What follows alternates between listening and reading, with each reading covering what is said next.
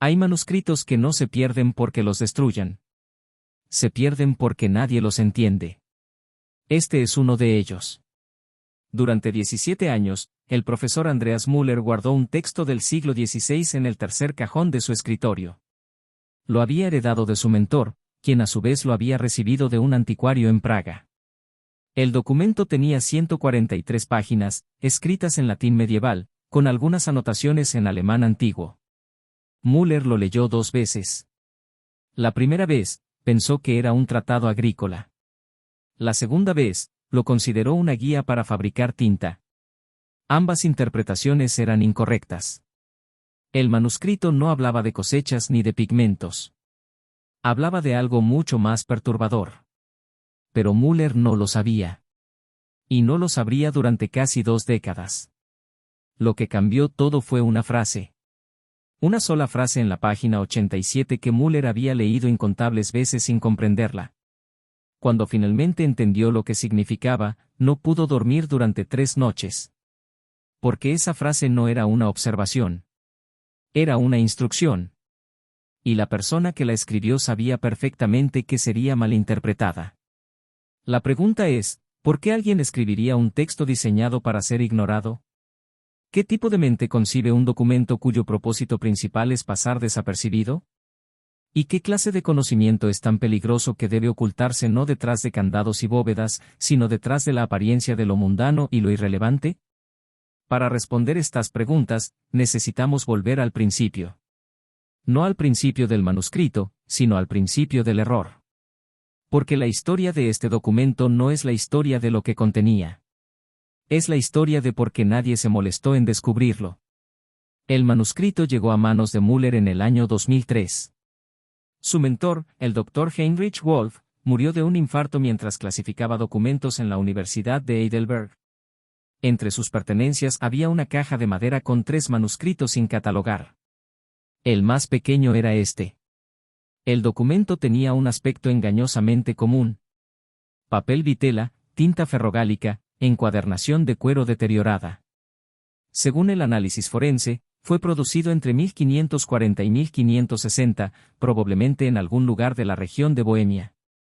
No tenía título. No tenía firma. No tenía dedicatoria. Solo un símbolo extraño en la primera página, un círculo atravesado por 7 líneas horizontales, como una escalera sumergida en agua. Müller era historiador especializado en textos científicos del Renacimiento. Durante años, su trabajo consistió en descifrar tratados de alquimia, astronomía y medicina oculta. Estaba acostumbrado a lenguajes crípticos, metáforas oscuras y simbolismos herméticos. Por eso, cuando leyó el manuscrito por primera vez, lo descartó. Era demasiado simple. Demasiado directo. Demasiado obvio. Las primeras páginas describían el ciclo de las estaciones, la rotación de las cosechas, las fases lunares y su influencia en la agricultura. Müller pensó que era un manual campesino, quizás escrito por un monje rural para educar a los trabajadores de un monasterio. Lo guardó en su escritorio con una nota, documento agrícola. Siglo XVI. Sin valor académico. Pero había algo que no encajaba. El manuscrito estaba escrito con una precisión excesiva. Cada párrafo tenía exactamente 120 palabras. Cada capítulo terminaba con una frase que comenzaba con la letra M. Las ilustraciones, aunque aparentemente simples, contenían detalles innecesarios, plantas con 11 hojas en lugar de 10, animales con ojos ligeramente desproporcionados, estrellas dibujadas en posiciones que no correspondían con ninguna constelación conocida. Müller notó estas anomalías, pero las atribuyó a la incompetencia del escriba. Nunca consideró que pudieran ser intencionales. Esta fue su primera equivocación, pero no la última. En los años siguientes, Müller mostraría el manuscrito ocasionalmente a colegas durante reuniones académicas, siempre con el mismo comentario despectivo: un documento menor, nada de interés real. Nadie cuestionó su evaluación. Después de todo, Müller era el experto. Si él decía que no tenía valor, ¿quién era el resto para contradecirlo? Lo irónico es que varios de esos colegas, años después, recordarían haber visto el manuscrito. Uno de ellos, el Dr. Franz Weber, especialista en criptografía histórica, mencionaría en una entrevista que había notado algo extraño en las ilustraciones, pero que no le dio importancia porque confiaba en el criterio de Müller. Otro colega, la doctora Elena Kovacs, experta en textos herméticos, recordaría haber sentido una extraña incomodidad al hojear el documento, como si algo en él no encajara, pero tampoco insistió. El manuscrito fue examinado por al menos 12 especialistas diferentes a lo largo de los años, y todos llegaron a la misma conclusión que Müller: irrelevante. Este fenómeno tiene un nombre en psicología: sesgo de confirmación colectiva. Cuando una autoridad establece una interpretación, otros tienden a confirmarla sin examinarla críticamente. El manuscrito no fue ignorado por falta de oportunidades de ser estudiado. Fue ignorado porque la primera persona que lo estudió decidió que no valía la pena, y esa decisión se convirtió en verdad por consenso. Andreas Müller era brillante, meticuloso y arrogante. Había publicado 11 libros sobre manuscritos alquímicos y era considerado una autoridad internacional en textos herméticos. Su reputación se construyó sobre su capacidad para descifrar lo indescifrable. Si un documento era complejo, oscuro y lleno de simbolismo arcano, Müller lo resolvía. Si era simple, lo ignoraba. Este fue su error fundamental. El problema no era que Müller careciera de inteligencia. El problema era que confiaba demasiado en sus patrones mentales. Había aprendido que los textos importantes siempre se disfrazaban de tratados alquímicos, profecías apocalípticas o grimoires mágicos. Un manuscrito sobre agricultura no podía ser relevante. Era demasiado mundano. Demasiado transparente. Para entender por qué Müller pensaba así, necesitamos comprender su trayectoria. Su carrera académica había sido construida sobre descubrimientos espectaculares. A los 32 años, descifró un códice alquímico del siglo XIV que había desconcertado a historiadores durante un siglo. A los 38, identificó un grimoire perdido de Cornelius Agrippa oculto en la biblioteca del Vaticano. A los 43, demostró que un tratado astronómico atribuido a Tycho Brahe era en realidad una falsificación del siglo XVIII. Cada uno de estos logros reforzó su creencia en un patrón: los textos importantes son complejos, oscuros, difíciles. Los textos simples son irrelevantes. Esta heurística mental había funcionado durante décadas. Le había dado fama, prestigio, autoridad. ¿Por qué cuestionarla ahora? Durante años, el documento permaneció cerrado en su escritorio. Müller lo mencionó una vez en una conferencia, describiéndolo como un ejemplo de literatura agrícola menor del siglo XVI. Ningún colega mostró interés. El manuscrito fue olvidado. Müller continuó con su trabajo, publicando artículos, impartiendo conferencias, supervisando tesis doctorales. El manuscrito permaneció en el cajón, acumulando polvo, esperando. Pero Müller cometió otro error. Asumió que su primera lectura había sido exhaustiva. No lo fue. Leyó el manuscrito como historiador, buscando contexto, referencias culturales, conexiones con otros textos. Nunca lo leyó como si fuera un acertijo. Nunca consideró que el significado no estuviera en las palabras, sino en la estructura. Nunca se preguntó por qué un documento tan aparentemente banal había sido preservado durante más de 400 años con tanto cuidado. La vitela era de alta calidad. La tinta, cuidadosamente preparada. La encuadernación, profesional. Alguien había invertido recursos significativos en crear este documento. ¿Por qué dedicar tanto esfuerzo a un simple manual agrícola? La respuesta era obvia, pero Müller nunca la consideró, porque no era un simple manual agrícola. Los años pasaron. 2004. 2005. 2006. El manuscrito permanecía en el cajón. Müller lo abría ocasionalmente, lo hojeaba por unos minutos, y lo volvía a guardar. Cada vez que lo hacía, reafirmaba su evaluación inicial. El sesgo de confirmación operaba con perfecta precisión, Müller solo veía lo que esperaba ver. En 2010, un estudiante de doctorado pidió examinar el manuscrito para su tesis sobre agricultura medieval. Müller se lo prestó durante 2 semanas. El estudiante lo analizó exhaustivamente, tomó fotografías digitales, transcribió varios pasajes. En su tesis, dedicó 3 párrafos al documento, describiéndolo como un ejemplo típico de manuales agrícolas monásticos del periodo. La tesis fue aprobada con honores. El manuscrito volvió al cajón de Müller. Nadie notó nada extraño. Nadie cuestionó las anomalías. Nadie se preguntó por qué un texto del siglo XVI sobre agricultura contenía ilustraciones de constelaciones que no eran visibles desde Europa en esa época, o por qué ciertos cálculos matemáticos en los márgenes no tenían relación alguna con los cultivos descritos en el texto principal.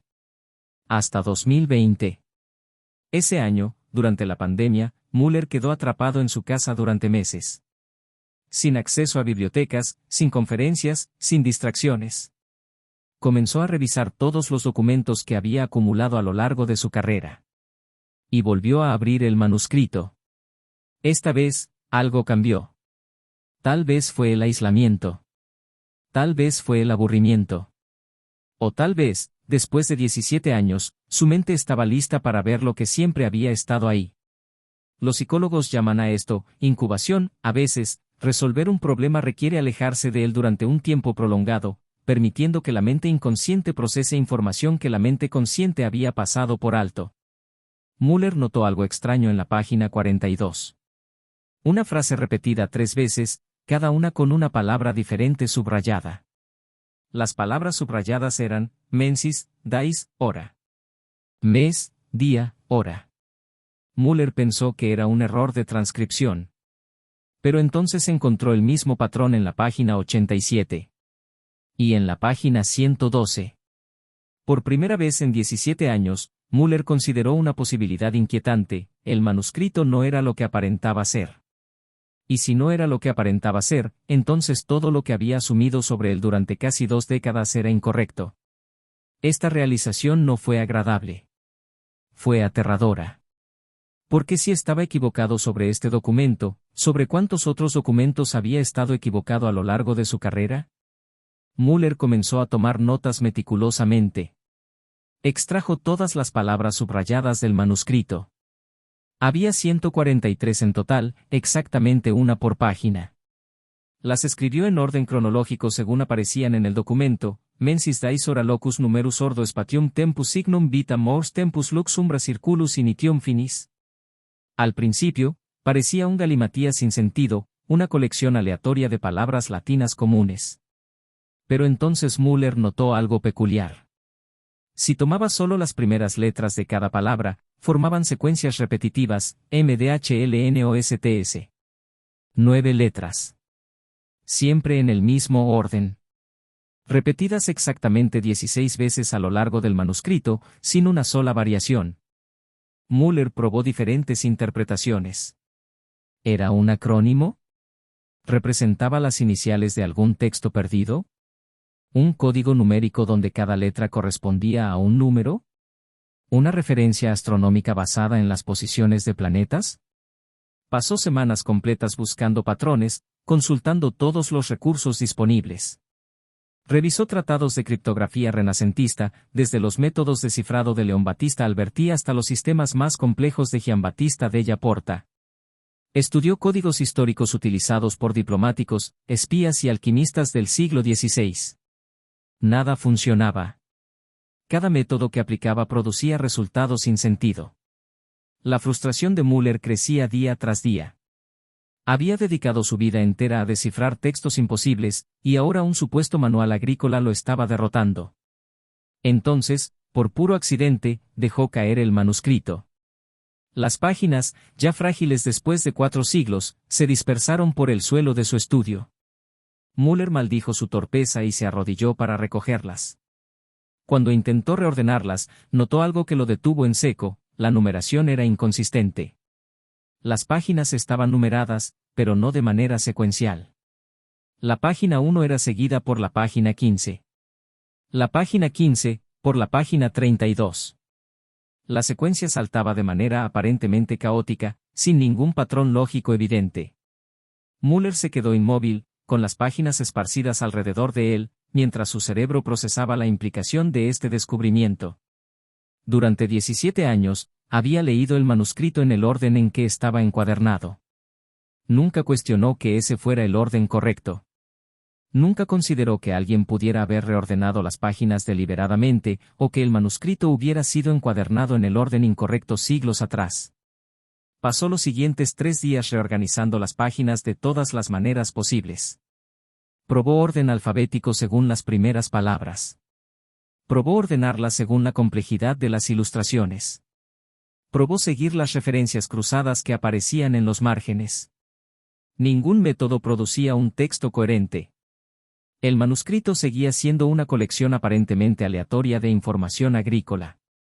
Entonces Müller se fijó en los números de página con más atención. No estaban escritos con números romanos, como era común en el siglo XVI, sino con números arábigos. Y esos números seguían una secuencia específica: 1, 4, 8, 16, 32, 64, 128. Cada número era el doble del anterior. Una progresión exponencial perfecta. Finalmente, Müller descubrió el patrón: las páginas debían leerse siguiendo una secuencia matemática basada en potencias de 2. La página 1, luego la página 2 elevada al cuadrado, que es 4, luego 2 al cubo, que es 8, luego 16, 32, 64, hasta completar el manuscrito. Con manos temblorosas, Müller reordenó todas las páginas siguiendo esta secuencia. Le tomó 6 horas asegurarse de que cada página estuviera en la posición correcta. Cuando finalmente terminó, volvió a leer el manuscrito desde el principio. Y el texto cambió por completo. Lo que antes parecía un tratado agrícola sobre la rotación de cultivos ahora revelaba capas de significado completamente diferentes. Las descripciones de cosechas se transformaban en instrucciones complejas sobre ciclos temporales y la medición del tiempo sin relojes mecánicos. Las fases lunares se convertían en referencias codificadas a eventos históricos específicos del siglo XV. Las ilustraciones de plantas, cuando se leían en el nuevo orden, contenían diagramas geométricos ocultos que describían proporciones matemáticas avanzadas. Müller releyó el manuscrito completo en su nuevo orden. Le tomó 2 días. Esta vez, entendió que no estaba leyendo un solo texto. Estaba leyendo múltiples textos superpuestos, cada uno visible solo cuando se aplicaba el método de lectura correcto. Era como un palimpsesto, pero mucho más sofisticado. No se trataba de textos escritos uno encima del otro físicamente, sino de textos entrelazados conceptualmente en el mismo espacio. Identificó al menos 3 niveles distintos de lectura. Había un nivel superficial, el tratado agrícola que cualquier lector vería primero. Un nivel intermedio, un tratado astronómico y matemático que se revelaba al reordenar las páginas correctamente. Y un tercer nivel que apenas empezaba a vislumbrar, algo más profundo y perturbador que aún no lograba descifrar completamente. Pero algo más lo perturbaba profundamente. El manuscrito no solo ocultaba información. Anticipaba al lector. En la página 87, en el nuevo orden, había una frase que decía textualmente: el que lee esto sin comprender el orden, creerá que habla de trigo y cebada. El que comprende el orden, sabrá que habla de tiempo y medida. El que comprende el tiempo, sabrá que esto no fue escrito para él, sino para quien vendrá después. Müller sintió un escalofrío recorrer su espalda. El manuscrito sabía que sería malinterpretado. No solo sabía, estaba diseñado específicamente para hacerlo. El texto operaba como un filtro intelectual. Solo aquellos que descubrieran el método de lectura correcto podrían avanzar más allá del primer nivel. Los demás quedarían atrapados en la interpretación superficial, creyendo que habían entendido todo cuando en realidad no habían entendido nada. Pero incluso entonces, incluso después de descubrir el orden correcto, el texto advertía: esto no fue escrito para él. El manuscrito establecía explícitamente que había lectores apropiados y lectores inapropiados. Y sugería que descubrir el orden correcto no garantizaba ser un lector apropiado. ¿Para quién era, entonces? ¿Quién podía ser considerado un lector apropiado de un texto que había sido diseñado para permanecer oculto durante siglos? ¿Y qué criterios debía cumplir ese lector ideal? Müller pasó noches enteras reflexionando sobre estas preguntas. El manuscrito lo había humillado profundamente. Había expuesto su arrogancia intelectual de la manera más brutal posible, permitiéndole creer durante 17 años que había comprendido algo que en realidad nunca había comenzado a entender. Y ahora, incluso después de descubrir el segundo nivel, el texto le decía que todavía no era el lector adecuado. Era una lección devastadora en humildad. Durante las siguientes semanas, Müller se obsesionó completamente con el manuscrito. Dejó de contestar correos electrónicos de colegas. Canceló sus clases en la universidad sin dar explicaciones detalladas. Ignoró llamadas telefónicas de amigos y familiares preocupados por su silencio repentino. Su esposa, acostumbrada a sus periodos de concentración intensa, comenzó a inquietarse cuando notó que Müller apenas dormía, comía irregularmente, y pasaba 18 horas diarias encerrado en su estudio rodeado de notas, fotografías del manuscrito y libros de referencia apilados hasta el techo. Cada día descubría un nuevo nivel de complejidad que transformaba completamente su comprensión del documento. El nivel astronómico del manuscrito describía eventos celestes con una precisión absolutamente inquietante. Mencionaba eclipses solares y lunares que aún no habían ocurrido en el momento en que el manuscrito fue escrito. Describía el movimiento de planetas con cálculos matemáticos que solo serían posibles con instrumentos de observación que no existían en el siglo XVI. Müller revisó meticulosamente las fechas mencionadas. Los eclipses descritos ocurrieron entre 1610 y 1640, es decir, entre 50 y 80 años después de que el manuscrito fuera creado. Esto era imposible según cualquier explicación racional. A menos que... Müller consideró dos posibilidades. Primera, el manuscrito fue escrito más tarde de lo que indicaba el análisis forense del papel y la tinta. Pero había verificado personalmente la datación 3 veces con diferentes laboratorios especializados. El papel, la tinta, la encuadernación, incluso el análisis químico de las fibras, todo confirmaba sin lugar a dudas que el documento pertenecía al siglo XVI. Segunda posibilidad, mucho más perturbadora. El autor del manuscrito tenía acceso a conocimientos astronómicos que no debería poseer. Conocimientos que solo serían desarrollados décadas después. Decidió investigar exhaustivamente al autor del manuscrito. El documento no estaba firmado, como ya sabía, pero contenía múltiples pistas dispersas a lo largo de sus páginas. En el margen inferior de la página 23, escrita en tinta más clara, había una nota en alemán antiguo que decía: para los que vendrán después del segundo círculo, cuando el guardián caiga. En la página 91, otra nota críptica, escrito en el año del tercer silencio, cuando las voces fueron apagadas. En la página 120, casi invisible, por quien no puede ser nombrado pero será recordado cuando el séptimo sello se rompa. Müller buscó referencias históricas exhaustivamente en archivos y bibliotecas especializadas.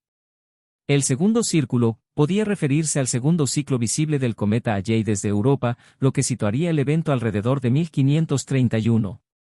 El tercer silencio era una referencia más oscura, pero después de semanas de investigación, Müller encontró una mención en documentos confiscados por la Inquisición. Se llamaba así al periodo entre 1548 y 1552, cuando varios hermetistas, alquimistas y filósofos naturales fueron ejecutados públicamente en diferentes ciudades europeas y sus obras fueron quemadas sistemáticamente en plazas públicas. El autor del manuscrito vivió durante una persecución religiosa brutal. Escribió en un periodo histórico en que poseer ciertos conocimientos, expresar ciertas ideas, o incluso hacer ciertas preguntas podía significar tortura, ejecución pública, y la destrucción total de todas tus obras y tu legado intelectual. Müller comenzó a comprender la verdadera naturaleza del documento. El manuscrito no estaba diseñado simplemente para ocultar información. Estaba diseñado para sobrevivir en un ambiente hostil. El autor sabía que su obra sería examinada por autoridades religiosas, confiscada por inquisidores, analizada por censores buscando herejías. Necesitaba un método para preservar conocimientos prohibidos sin que pareciera que los estaba preservando. La solución era absolutamente brillante en su simplicidad: escribir un texto que pareciera completamente inocente, incluso mundano, en su lectura superficial, pero que contuviera múltiples niveles de información accesibles solo para quienes conocieran el método correcto de desciframiento. Pero, ¿cuántos niveles había realmente? Müller había descubierto 3 hasta ahora, pero el símbolo en la primera página tenía 7 líneas.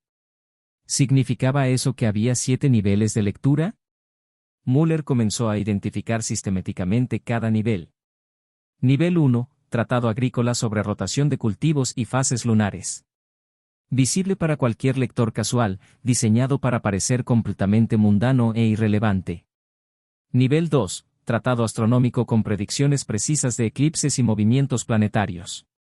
Visible solo al reordenar las páginas siguiendo la secuencia matemática correcta. Nivel 3. Tratado filosófico sobre la naturaleza del tiempo, la memoria y el conocimiento. Visible al leer únicamente las primeras letras de cada párrafo y ensamblarlas según un patrón específico. Nivel 4. Desconocido, pero Müller sospechaba su existencia. El cuarto nivel era el más inquietante porque Müller podía sentir su presencia sin poder verlo claramente. El manuscrito contenía demasiadas anomalías que no se resolvían en los primeros 3 niveles. Números escritos en los márgenes que no sumaban correctamente según ningún sistema numérico conocido. Fechas imposibles que no correspondían con ningún calendario histórico. Símbolos geométricos que no pertenecían a ninguna tradición hermética, cabalística o alquímica que Müller conociera, y él conocía prácticamente todas. Pasó 3 meses intentando descifrar el cuarto nivel. Probó códigos numéricos basados en gematría hebrea. Analizó las páginas bajo luz ultravioleta buscando tintas invisibles. Aplicó análisis cabalísticos a los nombres mencionados en el texto. Buscó referencias cruzadas con otros manuscritos de la misma época. Consultó con especialistas en diferentes campos, matemáticos, astrónomos, historiadores de la ciencia, expertos en lenguas antiguas. Nada funcionaba. El cuarto nivel permanecía oculto, burlándose de él. Hasta que una noche, exhausto después de 18 horas de trabajo continuo, Müller dejó caer accidentalmente varias páginas del manuscrito. Los documentos flotaron hasta el suelo en una configuración aleatoria. Müller se inclinó para recogerlos, pero entonces notó algo extraordinario. Cuando las páginas estaban dispersas al azar, las ilustraciones de diferentes páginas se alineaban de maneras específicas. Intrigado, Müller comenzó a experimentar. Colocó todas las páginas sobre la gran mesa de su estudio, superponiéndolas de diferentes maneras. Y entonces lo vio. Cada ilustración del manuscrito contenía elementos que estaban ligeramente deformados. No de manera obvia que llamara la atención, sino de forma sutil. Una hoja dibujada con un ángulo incorrecto. Un animal con proporciones ligeramente distorsionadas. Una estrella posicionada donde no debería estar según las constelaciones reales. Müller siempre había notado estas imperfecciones, pero las había atribuido a la falta de habilidad del ilustrador. Ahora se daba cuenta de que cada deformación era intencional. Y cuando superponía las ilustraciones correctamente, las deformaciones se alineaban. Formaban un patrón geométrico extraordinariamente complejo.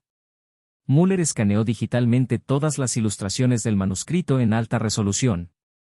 Utilizó software de análisis de imagen para superponer las 143 ilustraciones, ajustando la transparencia y rotación de cada una hasta que las deformaciones se alinearan perfectamente. El resultado lo dejó sin aliento. Las deformaciones, al alinearse, formaban una imagen oculta completamente invisible cuando se veían las ilustraciones individualmente. Era un mapa extraordinario. No era un mapa geográfico de ningún lugar físico.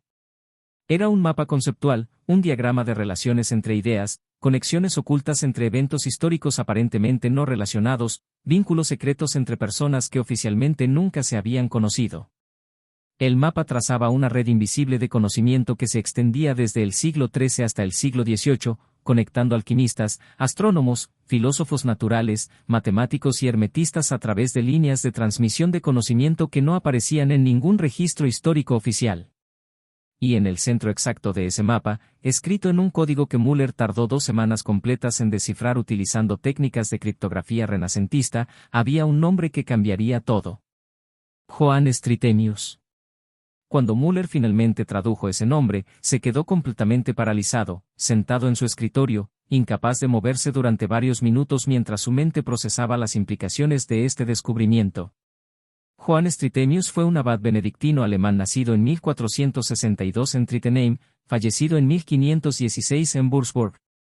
Era conocido históricamente por 3 cosas fundamentales: su biblioteca monástica, que era una de las más extensas de Europa con más de 2000 volúmenes, sus estudios pioneros sobre criptografía y métodos de cifrado, y su tratado revolucionario sobre esteganografía, el arte sofisticado de ocultar mensajes secretos dentro de mensajes aparentemente inocentes.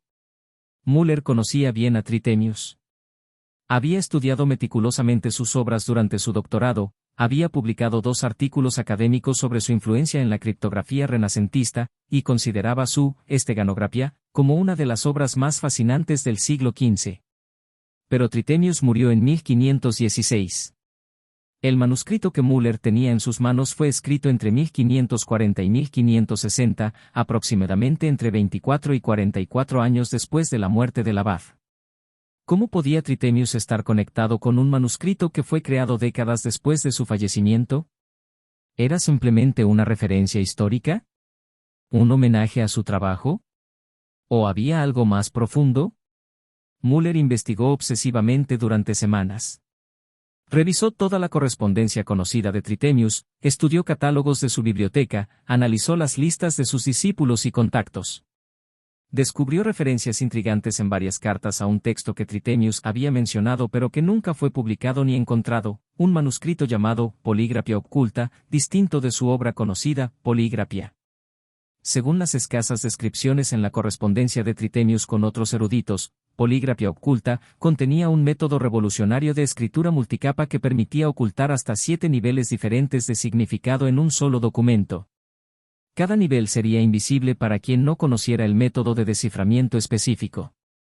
El texto funcionaría como una serie de filtros intelectuales, solo aquellos con el conocimiento, la paciencia y la humildad necesarios podrían avanzar de un nivel al siguiente. 7 niveles. Exactamente como las 7 líneas del símbolo en la primera página del manuscrito que Müller había estado estudiando durante meses. La conexión era demasiado específica para ser coincidencia. Müller tuvo una revelación que lo dejó temblando: el manuscrito no fue escrito por Trithemius, eso era imposible cronológicamente. Pero fue escrito utilizando precisamente el método que Trithemius había desarrollado en Poligrafia Occulta. Por alguien que tuvo acceso directo a ese texto perdido antes de que desapareciera de los registros históricos. Por alguien que no solo comprendió el sistema teórico, sino que lo dominó prácticamente mejor que el propio Trithemius jamás lo hizo. Pero, ¿quién? ¿Quién tuvo acceso a ese conocimiento? ¿Y por qué lo utilizó décadas después de la muerte de Trithemius? Müller volvió a examinar meticulosamente todas las pistas del manuscrito. Para los que vendrán después del segundo círculo. Escrito en el año del tercer silencio. ¿Por quién no puede ser nombrado pero será recordado? Las frases resonaban en su mente constantemente. Entonces lo comprendió. El autor no podía ser nombrado porque nunca tuvo un nombre singular. O más precisamente, tuvo múltiples nombres porque no era una sola persona. El manuscrito fue escrito por un grupo, no por un individuo. Un círculo secreto de hermetistas, alquimistas y filósofos naturales que operaban clandestinamente durante la brutal persecución religiosa del siglo XVI. Este círculo había heredado el conocimiento de Trithemius, probablemente a través de uno o varios de sus discípulos directos. Lo habían estudiado profundamente. Lo habían perfeccionado y expandido más allá de lo que Trithemius había imaginado. Y lo habían utilizado para crear algo extraordinario, un archivo secreto de conocimiento prohibido, una biblioteca invisible escrita en documentos que parecían completamente mundanos e irrelevantes. El manuscrito que Müller tenía no era único. Era parte de una red mayor. Esta realización cambió todo. Si había un manuscrito escrito con este método, lógicamente debía haber otros. Müller comenzó a buscar obsesivamente otros documentos similares en catálogos de bibliotecas, archivos monásticos, colecciones privadas. Consultó bases de datos digitales de manuscritos europeos. Buscó textos del siglo XVI con características estructurales inusuales, numeración extraña, ilustraciones con deformaciones sutiles, textos aparentemente banales sobre temas mundanos. La búsqueda tomó meses. Müller contactó bibliotecarios en toda Europa, envió cientos de correos electrónicos, realizó docenas de llamadas telefónicas. Muchos lo ignoraron. Algunos respondieron negativamente. Pero lentamente, comenzó a encontrar resultados. Encontró 12 manuscritos que compartían características estructurales con el documento que él tenía. 12 manuscritos distribuidos estratégicamente en bibliotecas y archivos de Praga, Viena, Cracovia, Heidelberg, Nuremberg y Budapest. Todos del mismo periodo histórico. Todos con el mismo símbolo oculto en sus páginas, visible solo bajo ciertas condiciones del uso-análisis cuidadoso. Todos ignorados sistemáticamente por los académicos durante siglos porque parecían textos menores sin valor significativo, manuales de jardinería, recetarios de cocina, tratados sobre cría de animales, guías de construcción, calendarios agrícolas. Müller solicitó acceso digital de alta resolución a todos los manuscritos. El proceso fue largo y burocrático. Algunas bibliotecas cooperaron inmediatamente. Otras requirieron justificaciones académicas elaboradas. Una biblioteca en particular se negó completamente hasta que Müller utilizó contactos personales para presionar. Pasó 6 meses analizando meticulosamente los 13 manuscritos en total, incluyendo el suyo. Descubrió que todos estaban intrínsecamente conectados. No eran documentos independientes. Eran piezas de un sistema mayor, como capítulos de una enciclopedia distribuida. Cada manuscrito contenía referencias cruzadas ocultas a los otros.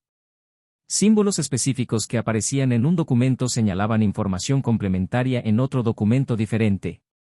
Juntos, los 13 manuscritos formaban algo que Müller apenas podía comprender completamente, un mapa exhaustivo y sistemático del conocimiento prohibido del Renacimiento. Un archivo secreto que preservaba todo lo que las autoridades religiosas y políticas habían intentado suprimir. Incluía información detallada sobre alquimia práctica, no la alquimia simbólica sino procesos químicos reales. Astronomía avanzada con observaciones precisas que contradecían el modelo ptolemaico oficial. Matemáticas que no serían formalmente desarrolladas hasta el siglo XVII. Medicina basada en observación empírica en lugar de teorías humorales.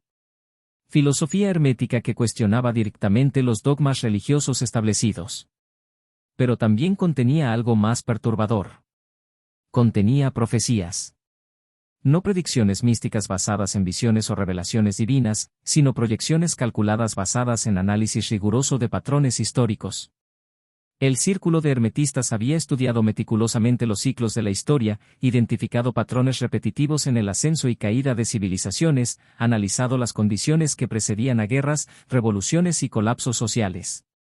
Y había utilizado ese análisis para anticipar eventos futuros. Y lo más inquietante, algunos de esos eventos ya habían ocurrido exactamente como el manuscrito los había anticipado.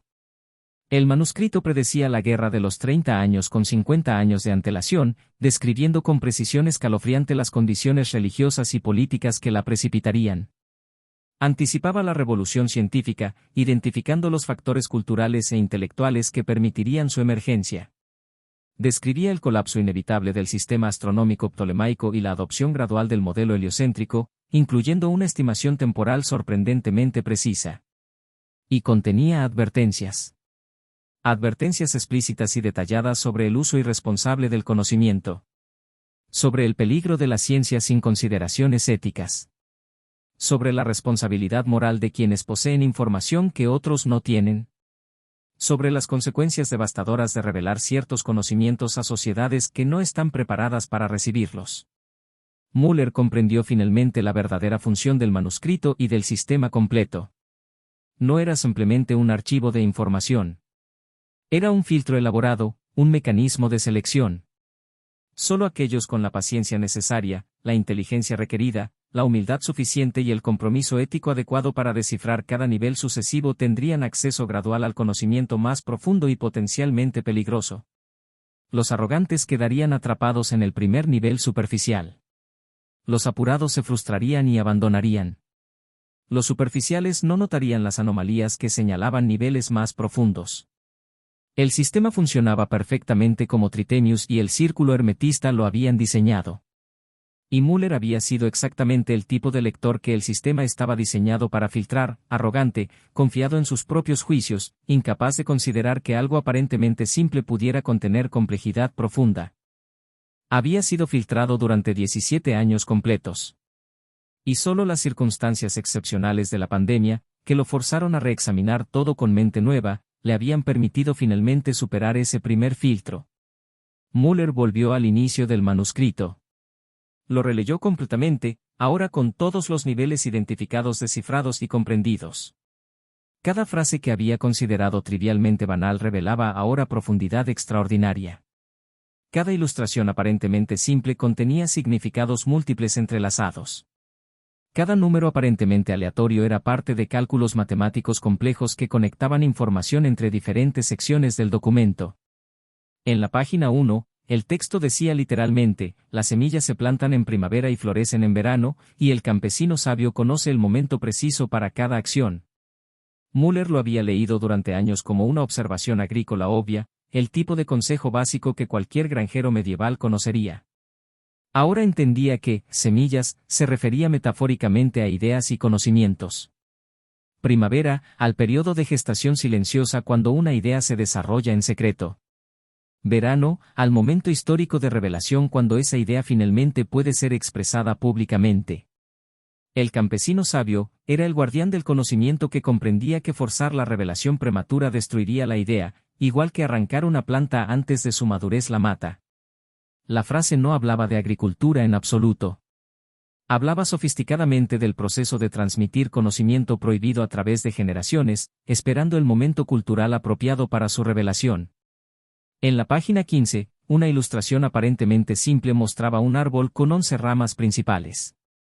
Müller lo había considerado un error botánico menor del ilustrador, quien probablemente no sabía que ese tipo específico de árbol normalmente tiene 10 ramas.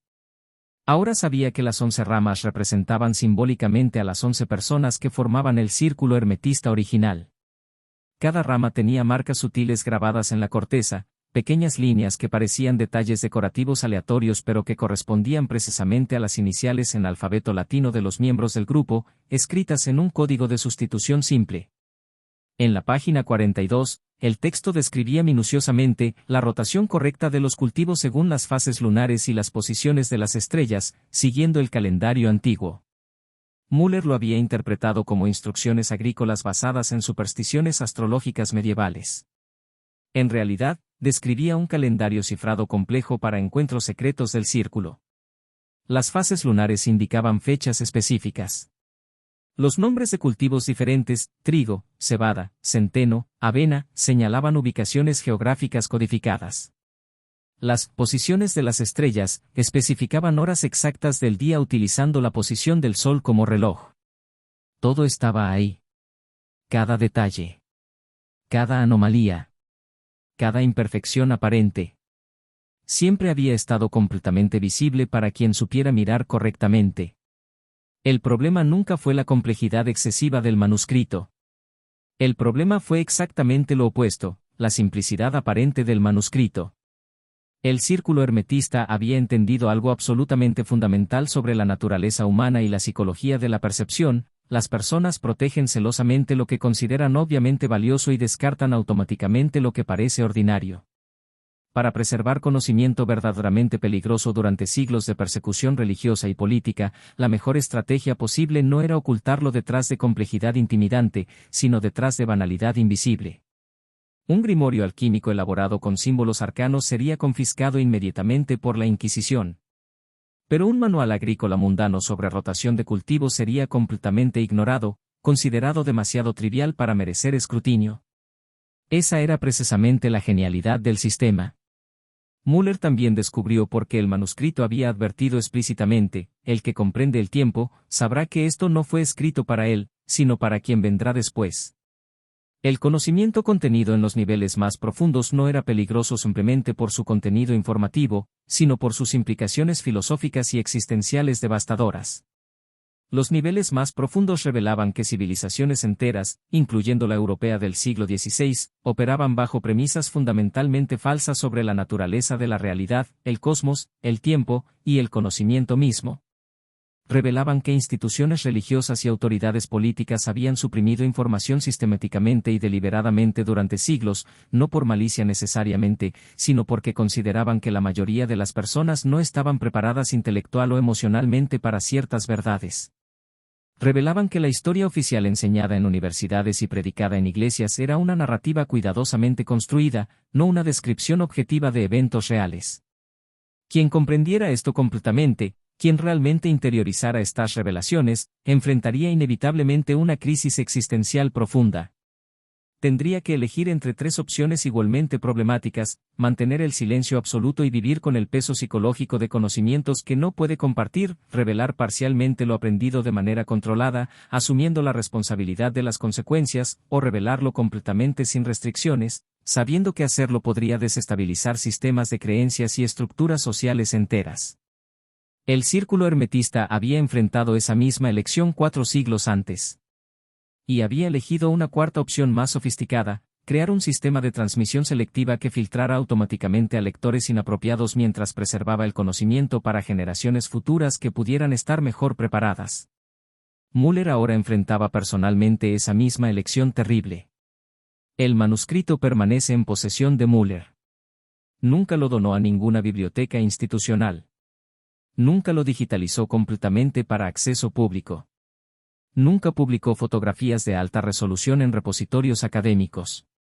El documento permanece guardado en el tercer cajón de su escritorio de roble, en el mismo lugar donde estuvo durante 17 años de ignorancia. Pero ahora Müller lo mira de manera completamente diferente. Comprende profundamente que no es el propietario del manuscrito. No es siquiera su guardián permanente. Es simplemente uno más en una larga cadena histórica de custodios temporales. Algún día, inevitablemente, él también morirá. Y el manuscrito pasará a otra persona.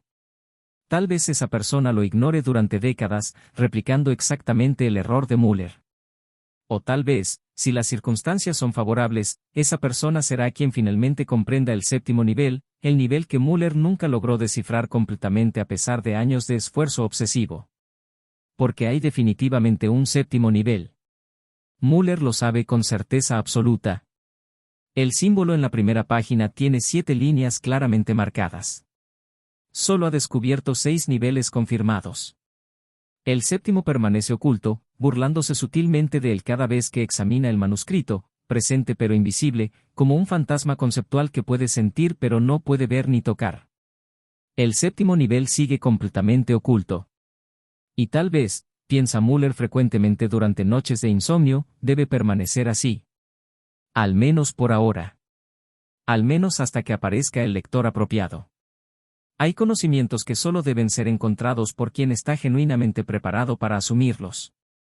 Hay verdades que pierden su valor transformador si se revelan prematuramente a audiencias no preparadas. Hay textos que solo hablan significativamente a quienes saben escuchar con humildad y paciencia. El verdadero peligro no es ignorar un manuscrito. El verdadero peligro es creer arrogantemente que ya lo has entendido completamente. Müller aprendió algo devastadoramente importante durante esos 17 años de ignorancia ciega: la arrogancia intelectual es infinitamente más peligrosa que la ignorancia simple. Porque la persona genuinamente ignorante sabe que no sabe y, por tanto, permanece abierta al aprendizaje. El arrogante intelectual cree firmemente que sabe y, por eso mismo, deja de buscar, deja de cuestionar, deja de considerar que podría estar equivocado. Se congela en sus certezas y se vuelve incapaz de percibir lo que está justo frente a él. ¿Cuántos manuscritos hay dispersos por el mundo en este preciso momento, olvidados deliberadamente en cajones polvorientos, archivados mecánicamente en bibliotecas con etiquetas que dicen «menor importancia», clasificados burocráticamente como irrelevantes por académicos que los examinaron superficialmente durante 15 minutos? ¿Cuántos de ellos ocultan conocimientos extraordinarios que esperan pacientemente ser descubiertos? ¿Cuántos lectores pasan junto a ellos cada día, los tocan brevemente, los hojean distraídamente, y luego los descartan sin sospechar siquiera lo que contienen? Y tal vez, reflexiona Müller, eso no sea un error del sistema. Tal vez sea exactamente cómo debe funcionar el sistema. Tal vez sea la única manera de preservar ciertos conocimientos a través de siglos de turbulencia histórica, persecución religiosa, censura política y cambios culturales radicales. Porque si el manuscrito enseñó algo fundamental a Müller es precisamente esto: no todos los secretos históricos están destinados a ser revelados públicamente a todos simultáneamente. Algunos secretos están destinados a ser encontrados individualmente, descubiertos personalmente, ganados a través de esfuerzo y humildad. Y hay una diferencia absolutamente fundamental entre revelar un secreto a alguien que no lo buscó y permitir que ese secreto sea encontrado por alguien que sí lo buscó genuinamente. El manuscrito sabía perfectamente que sería ignorado durante décadas, posiblemente siglos. Contaba con ello. Estaba diseñado específicamente para ser ignorado. Y en ese ignorar lo sistemático, cumplía perfectamente su propósito más profundo, esperar pacientemente al lector correcto, en el momento histórico correcto, con la humildad intelectual necesaria para comprender que lo que parece simple puede ser infinitamente complejo. Müller cierra lentamente el cajón de su escritorio. Apaga la luz de su estudio. Las sombras llenan la habitación. Mañana volverá a abrir el manuscrito nuevamente, como lo ha hecho religiosamente cada día durante los últimos 3 años. Porque ahora sabe con certeza absoluta que nunca terminará de leerlo completamente. Siempre habrá un nivel más profundo. Siempre habrá algo más que descubrir. Siempre habrá conexiones que no había notado antes. Y eso, finalmente, después de todo, es exactamente lo que el manuscrito siempre quiso enseñar desde el principio. Fin.